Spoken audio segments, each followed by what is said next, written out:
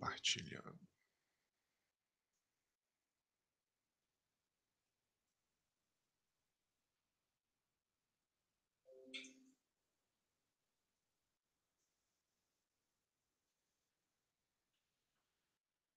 Bom, então, ontem a gente terminou, eh, a parte de perda de carga a gente terminou ontem então, na aula de ontem, né. Então a gente já viu perda de carga localizada, distribuída e como calcular essas quantidades, né.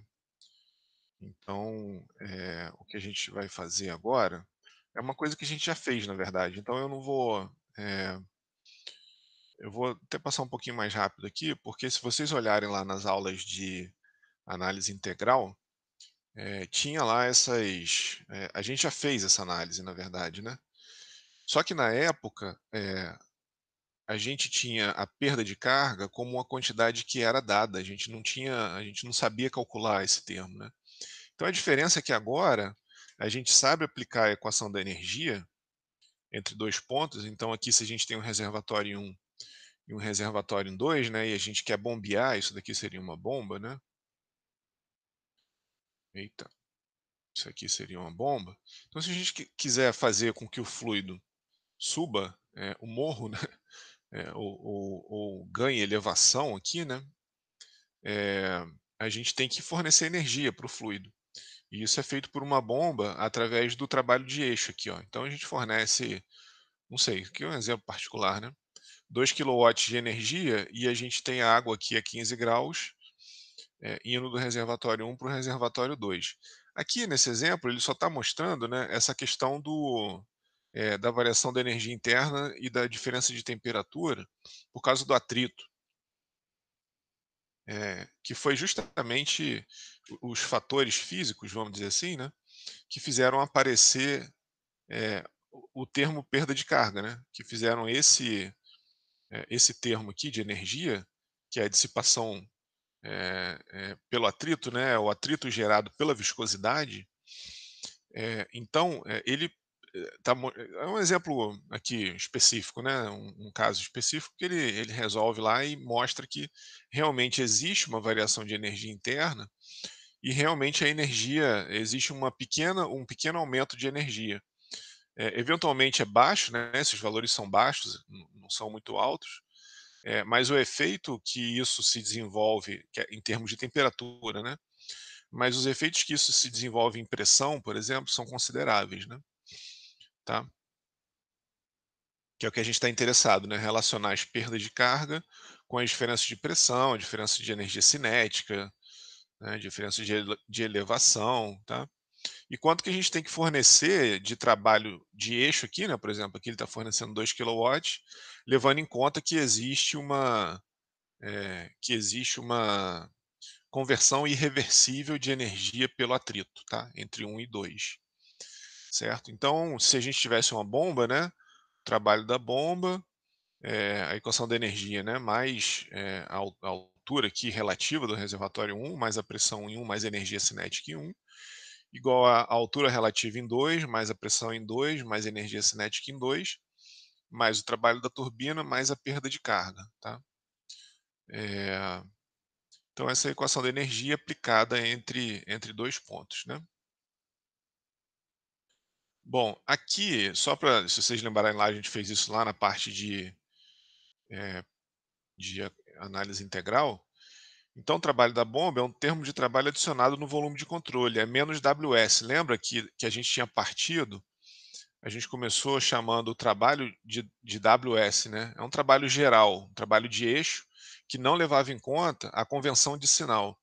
Quando a gente chamou, reescreveu a equação lá atrás, alguém teve até uma dúvida, eu lembro nessa aula que alguém perguntou: "Ah, mas vai ter que aplicar a convenção de sinal de novo?" Aí não, né, porque a gente já aplicou a convenção de sinal quando a gente chamou WS, o trabalho da bomba de menos WS, que era um trabalho de eixo genérico, e trabalho da turbina de WS, né, de mais WS, né, de mais WS, ou seja, a turbina ela extrai trabalho do volume de controle e para uma bomba a gente tem que fornecer trabalho para o volume de controle.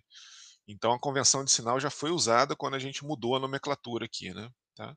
Então quando a gente usa trabalho bomba, trabalho turbina, de forma geral, a gente está se afastando da convenção de sinal, e a gente não precisa levar em conta de novo, tá, só se aí é muito uma questão pessoal, cada um faz a sua análise, né, mas fazendo isso você se afasta da convenção de sinal e não precisa levar em conta de novo, tá. Bom,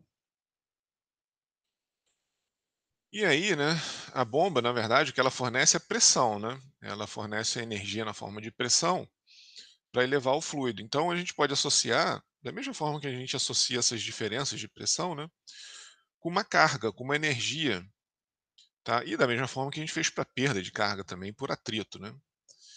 E aí, por uma questão de nomenclatura, né, só para manter, as energias fornecidas e retiradas com a mesma letra, né, isso aí é também de novo, né, cada um faz do jeito que quiser. Isso é uma coisa relativamente comum de ser usada em livros, mas também não é nada obrigatório, né. É simplesmente chamar o trabalho da bomba de head da bomba, ou seja, quanto de energia que a bomba está fornecendo. Em termos, numa nomenclatura, só para ficar coerente aqui com head, né, aqui a gente tem a energia que está sendo dissipada na forma de calor, né, na forma de atrito, e aqui a gente teria uma energia fornecida pelo torque que cruza o volume de controle, né, que é o que a gente está vendo aqui, né, o torque de eixo ali, né, que está cruzando aqui o volume de controle. Então só para tem muito autor que faz isso, né, só para manter aqui eh a nomenclatura, mas de novo, né, isso aí cada um faz do jeito que quiser, tá, não tem nenhuma obrigatoriedade disso, né. Também associar o trabalho da turbina, com a energia fornecida, né, e aí chama de H, né, de head. Então, é o que eu escrevi aqui, né, tanto faz o modo de ser chamado, cada um faz do jeito que quiser. Se você quiser manter W, trabalho, né, ou se você quiser mudar para H, para correlacionar isso com head, né, que é convertido, que é a conversão pelo atrito, tanto faz, tá. Só é importante, né, lembrar que o Wzinho, tem unidade de força, comprimento, né, que é energia, né, desculpa, tem dimensão, não unidade, né. Tem dimensão de força e comprimento sobre massa, então aqui a gente tem energia, a gente tem energia por massa, né. Então a gente tem W ponto, que é o W ponto sobre M ponto, né, Wzão aqui, ó, né, o Wzão é joule por segundo, né. É energia por tempo, né, tem dimensão de energia, que é força, comprimento por tempo, né, o Wzão, lembra, né, que a unidade de joule por segundo no SI, tá. E aí eu enfatizei isso, né, em termodinâmica se faz isso, para a gente ter normalmente um ciclo em termos de quilojoule por quilo, né, porque só a gente mudar quantos quilos do fluido que passa no ciclo que a gente muda, a energia fornecida por esse ciclo. Ou então, a gente pode ter,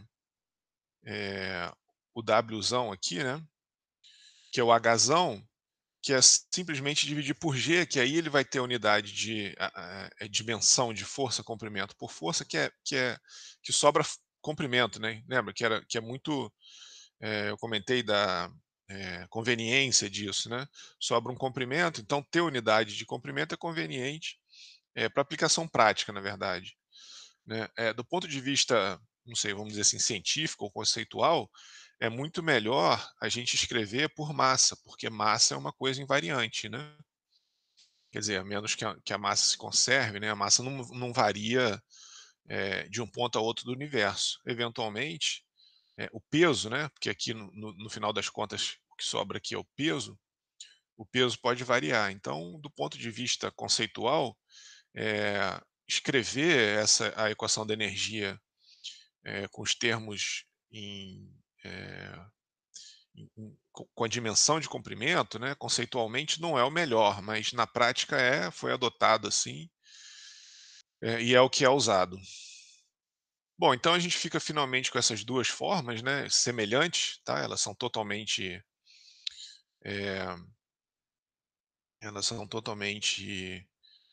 eh, semelhantes uma à outra, menos do G aqui embaixo, tá. Então só da gente colocar esse G, aquilo que a gente estava falando, né, só da gente colocar esse G, a gente traz a dimensão que seria, força, né, energia por massa, né, força comprimento por massa, que tem dimensão de metro quadrado por segundo ao quadrado no SI, né, a gente simplesmente de dividir todo mundo por G, a gente traz isso para dimensão de energia por força ou unidade aqui, né, de metro no SI, né, aqui no SI, né, ou pé, tanto seja lá o que for, tá. Beleza? Então isso a gente já viu lá em análise integral, né. É importante lembrar aqui que, eh, se a gente quiser saber a energia que a bomba consome, a gente tem que multiplicar o head que a gente calculou pela vazão máxima. Se a gente tiver, nessa estratégia aqui, né, calculando Hzinho, ou M.G se a gente estiver calculando o Hzão, tá? Beleza? Então a gente tira, a energia que a bomba consome, né? Aí aqui a gente teria força comprimento, por tempo, né, dimensão de força comprimento por tempo, ou no SI, por exemplo, né, watt, ou, sei lá, joule por segundo, tudo no SI aqui, né, tá? Certo? Aqui é metro, né? Aqui metro quadrado no SI, tá? Por segundo ao quadrado. E aí a gente tiraria quantos joules por segundo ou quantos watts a bomba consome, multiplicando o que a gente determinou de energia, né? Pela vazão e G, tá? Relaciona o head da bomba, então essas formas aqui, né? Relacionam o head da bomba com a potência consumida por ela em watt, tá? E além disso, a gente também definiu isso, né? A eficiência, que é o que no caso da bomba, é a potência que chega no fluido, que é isso daqui, que é quanto que o volume de controle requer, né? E o W.in é a potência que a bomba está consumindo. Então a gente tem aqui lá dentro da bomba, né? O dispositivo que se chama impelidor dentro da bomba que fornece energia para o fluido. Ele gira e ele faz com que o fluido passe do ponto 1 para o ponto 2. Só que aqui dentro, né, do momento que o fluido recebe energia até o momento que você liga a tomada, né, liga a tomada da bomba eh, eh, na tomada, né, você liga a bomba na tomada, existem diversas ineficiências aqui no meio do caminho. Então, atrito é um deles, né? Você tem atrito ali de eixo, o próprio, as próprias perdas de carga que acontecem dentro do impelidor. Tem um monte de fator aqui que faz com que a potência que a bomba, que o fluido demande, não seja a potência, né? Todas as ineficiências, que não é a potência que aqui eu tentei desenhar, ficou mal desenhado, né? Tentei desenhar aquele símbolozinho de corrente alternada ali. Deixa eu ver se eu. Tá? Então, eh por causa das ineficiências, acho que é assim que desenha, né? Corrente alternada. Então, por causa das ineficiências, a gente calcula uma energia que o fluido demanda, mas a bomba tem as suas ineficiências inerentes ali do processo, né? Então, a eficiência é o que o fluido demanda pelo que a bomba consome. Então, normalmente a bomba vai consumir mais, né? Ela consome mais energia do que o fluido demanda. Sei lá, se ela aqui ó, ela nesse exemplo particular, ela demandou 2 quilowatts, mas só vai chegar ali dentro, só vai, entrar a energia que vai entrar em contato com o fluido é 2 vezes 0,7 quilowatts, tá. Opa, 2 quilowatts, né, vezes 0,7, que é a eficiência, isso vai dar 1,4 quilowatts, tá. Então a bomba consome 2 quilowatts, mas o fluido só recebe 1,4 por causa das ineficiências. Então normalmente a gente calcula, né, o que que a gente faz? A gente calcula da equação da energia, quanto que o fluido está precisando, né, quanto que ele daqui a gente tira quanto de energia que ele requer, e aí, tendo a eficiência da bomba, a gente determina quanto que a bomba precisa fornecer, tá. E no caso da turbina é o contrário, né, o que o fluido fornece é menor, desculpa, é maior do que o que sai, né, pelo volume de controle. Então o fluido, você tem um reservatório em algum ponto, né, aí você tem uma turbina aqui no meio do caminho e ele joga lá para um reservatório mais embaixo. Então a energia que o fluido tem, disponível entre esses 2 reservatórios, é o W.T aqui, ó, tá. W.T é o que o fluido tem. E o que ele efetivamente manda para fora é o W.out, porque aqui essa turbina estaria ligada num gerador, né? E esse gerador manda lá para a rede, né? Para o poste, né? Então aqui um gerador, a turbina manda para o gerador e o gerador manda lá para a distribuição de energia. Então, o fluido tem uma certa energia e o gerador vai receber menos, porque a turbina tem as suas ineficiências inerentes ali do processo. Então, o que sai da turbina é menor do que o fluido tinha, né? Então, W.T é a potência que o fluido tem entre dois pontos. Então, aí a gente define as eficiências dessa forma. Tá? Aqui a gente já viu isso também, né? Um diagramazinho que mostra o fluido carregando uma certa quantidade de energia mecânica. Se você colocar uma bomba, a bomba adiciona energia ao escoamento, mas aqui, ó, por causa das ineficiências, nem toda a energia que a bomba está fornecendo para o fluido chega lá no fluido, né? Uma certa parcela é perdida no meio do caminho, né? As eficiências mecânicas ali na bomba, hidráulicas, né? Então, nem toda energia que a bomba requer, né, que ela consome, chega no fluido. Da mesma forma, né, aqui você pode pensar como dificilmente você tem uma turbina e uma bomba no mesmo processo, né, mas aqui só está uma forma, eh, sei lá, um diagrama, né, mas você poderia cortar isso aqui, ó, e analisar só a parte da bomba e só a parte da turbina, né. Aqui desse lado da turbina seria o fluido com uma certa quantidade de energia mecânica.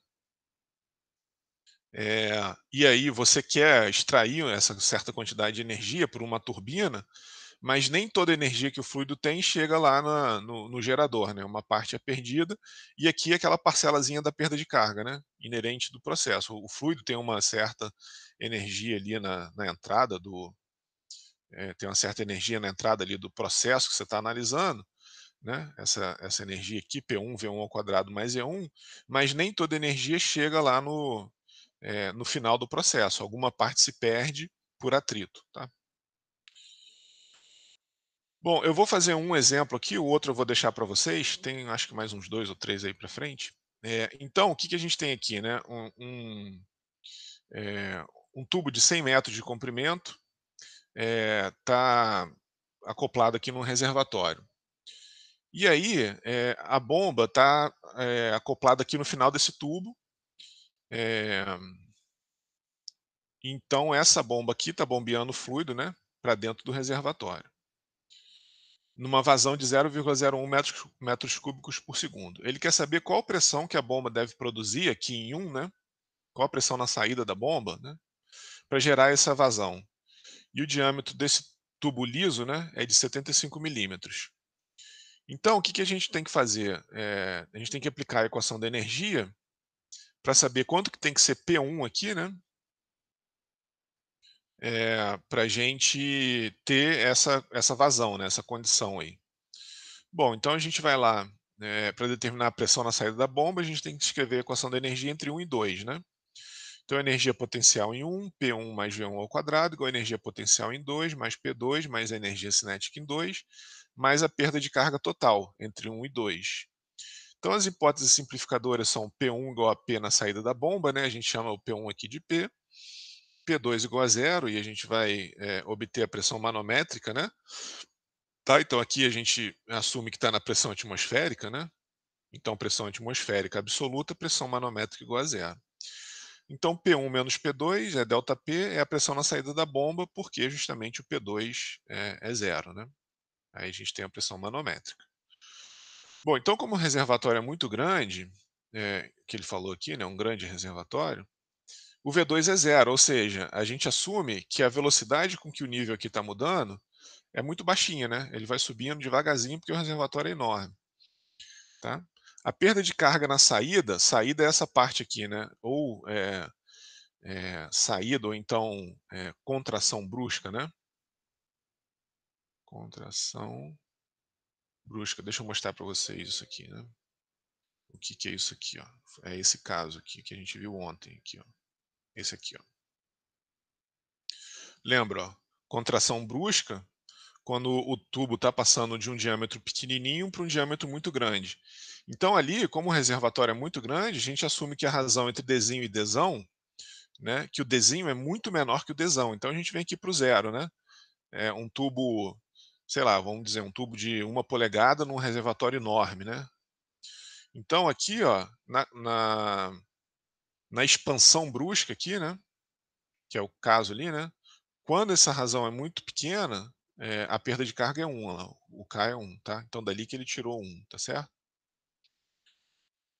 Então tá aqui, né, estava aqui, opa, aqui, certo? Então a única perda de carga localizada ali nesse processo é essa expansão brusca que foi 1 por causa daquela consideração ali. Então a gente coloca a referência da energia potencial na altura da bomba, né? Então o Z é a nossa origem para o Z é aqui na altura da bomba, então Z1 igual a 0 e o Z2 igual a D, né? Tá? Então aqui esse cara é 0, o V2 é 0, o P2 é 0, tá? Então a gente fica com P1 mais V1 ao quadrado sobre 2G igual a Z2 mais F L sobre D V ao quadrado sobre G. Opa, aqui foi. Ah, tá. Ah, sim, é porque o K é 1. Beleza. Aí mais V ao quadrado sobre 2G. Tá? Então cuidado só para não confundirem essas velocidades, né? De forma geral, isso pode ser igual ou não, se o 2 aqui fosse um tubo, né? Com velocidade diferente, vocês teriam que ter cuidado. Aqui V1 e o V da perda de carga é o mesmo, né? Porque a perda de carga está se desenvolvendo nesse tubo e o 1 é a velocidade calculada ali dentro. Mas se o 2 for um outro ponto, né, que não seja nessa configuração, vocês têm que tomar cuidado com isso, tá? Então, pela continuidade V1 igual a V, só dividir a vazão pela área, né? Então aqui trivial, direto, né? A vazão foi dada e a área πd2 sobre 4, tá? Então 2,26 metros por segundo, então V igual a V1, tá? E aí o P1, né, com todas essas considerações, ó, o P1 é o ρgd, né? Então P1, a gente passa aqui, ó, é, multiplica, né? Aqui, que eu já, aqui na verdade tem um pulo grande aqui que não está mostrado, né? P1 é ρgd, eu joguei o V1 ao quadrado sobre 2G para lá, né? E aí esse cara na verdade foi embora, né? Tá? Então joguei o Z2 já estava aqui, multipliquei todo mundo para lá, chamei o Z2 de D, né? E o G aqui, esse G cortou com esse G, a massa específica multiplicando ali, tá certo? Então foram as manipulações algébricas ali. Então a bomba precisa fornecer energia para vencer a pressão hidrostática, ρgd, mais energia dissipada por atrito entre 1 e 2, que é esse cara aqui, tá? É uma coisa até intuitivamente óbvia, né? A pressão em 1 tem que vencer a perda de carga no tubo, mais a diferença de altura, mais a pressão hidrostática que se desenvolve aqui, entre 2 e 1, tá? Intuitivamente é isso que a bomba tem que fornecer de pressão ali, tá certo? Bom, então para achar o F a gente precisa de Moody ou Colebrook ou Roland, né? Aí a opção cada um faz do jeito que, como a gente já viu isso aula passada, né? Vou usar Colebrook direto aqui, né? O Reynolds Rho VD sobre μ, né? 1,7 vezes 10 a quinta. E o tubo liso foi dito aqui no enunciado, ó. Cadê? Aqui, ó, tubo liso. Ó. Então, para o tubo liso, né, com esse reino de 1,7 vezes 10 a quinta, que está por aqui mais ou menos, né, tubo liso, 0,016, enfim, olhando aqui eu diria que era 0,0162 e resolvendo aqui por, essa daqui é Haaland, né, a gente fica que o F é 0,016011, a gente consegue mais casas decimais resolvendo essas expressões analíticas, tá? Bom, aí tem tudo que precisa, né? Rho é GD, aí o Rho vezes o F vezes o L sobre D, V ao quadrado sobre 2. E a pressão em 1 aqui, né, tem que ser 152,6 kPa manométrica. A gente só poderia saber a energia que a bomba fornece para o fluido se a gente tivesse a pressão antes da bomba, né? Se a pressão aqui fosse atmosférica, tudo bem. Mas a gente não sabe quanto de energia que existe em 2 já, né? Desculpa, em 2 não, deixa eu chamar de outra coisa aqui, porque para não confundir com 2 que está lá em cima, né? A gente não sabe quanto de energia que tem aqui em A, né, antes da bomba. Porque, se eventualmente tiver um reservatório para baixo aqui, ó, você tem uma consideração, você vai ter uma certa configuração, né. Se a bomba tiver um tubo ali, né, conectado aqui, puxando o fluido para lá. Entendeu? Então a gente não tem como saber a energia nesse caso, nesse exemplo específico, né. Não tem como saber a energia que a bomba precisa, né, tá. Então a gente não tem nem a energia da bomba, nem a pressão em um, então não é possível, usar a expressão da energia, incluindo a bomba nesse caso, porque a gente não sabe nem a energia que a bomba fornece, nem a pressão antes dela, tá. A gente até, se o tubo for constante, ainda dá para saber a velocidade, né, mas se ele não for constante, nem isso. Então, portanto, nesse caso, a gente só pode determinar a pressão na descarga da bomba, tá. Vão ter exercícios e exemplos, né, esse próximo exemplo aqui eu não vou fazer, vou deixar indicado aí, depois vocês deem uma olhada.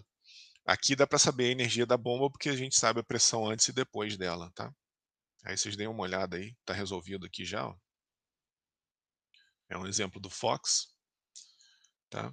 Então, aqui dá para saber quanto de energia, né, e aqui o F, fator de atrito ali no tubo. O que ele quer saber aqui é o seguinte, né, ele está falando que tem um sistema de bombeamento de óleo, e aí, se o petróleo começar a ter uma pressão baixa, o gás em solução ali no óleo começa a se dissolver. Igual quando você abre uma garrafa de Coca-Cola, né?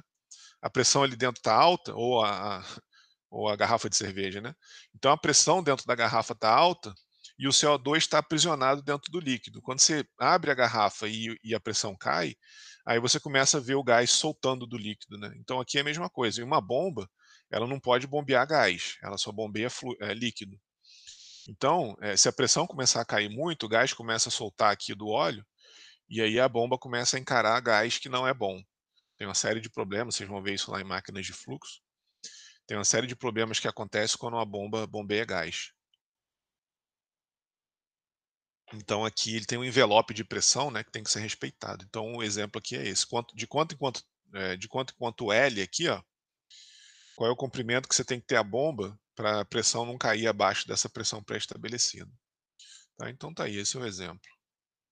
E aí, né, eu botei aqui, rever os exercícios com bombas e turbinas em análise integral.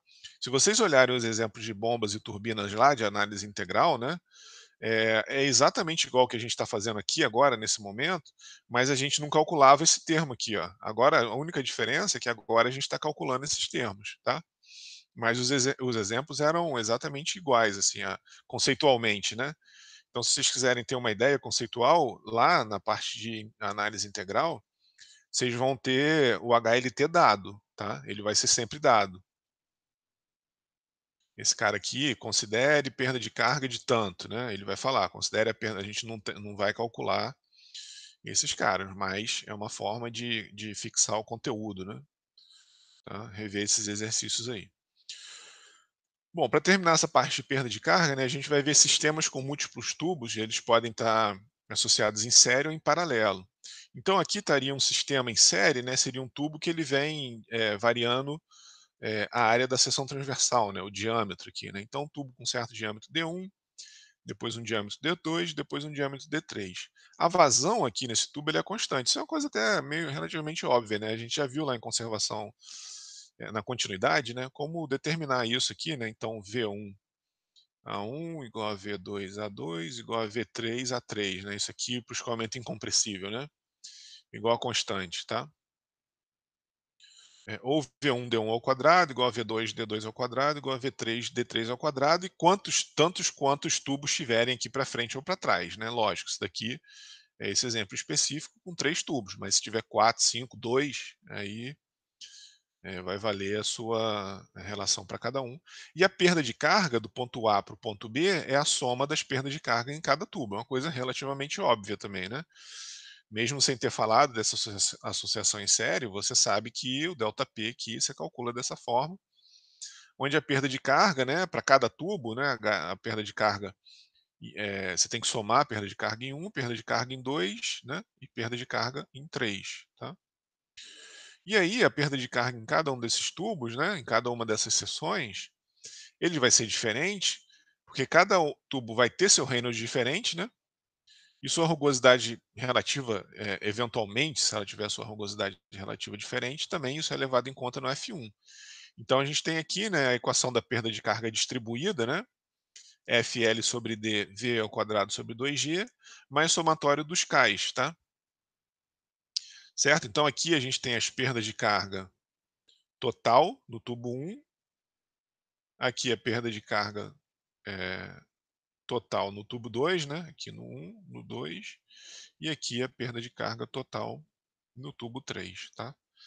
Certo? Então é a expressão, né, da perda de carga distribuída e localizada vezes V2 ao quadrado sobre 2G, onde a gente pode, por exemplo, aqui, né, ter um fator de atrito em 2, o comprimento 2, o diâmetro 2 e as perdas localizadas em 2, né?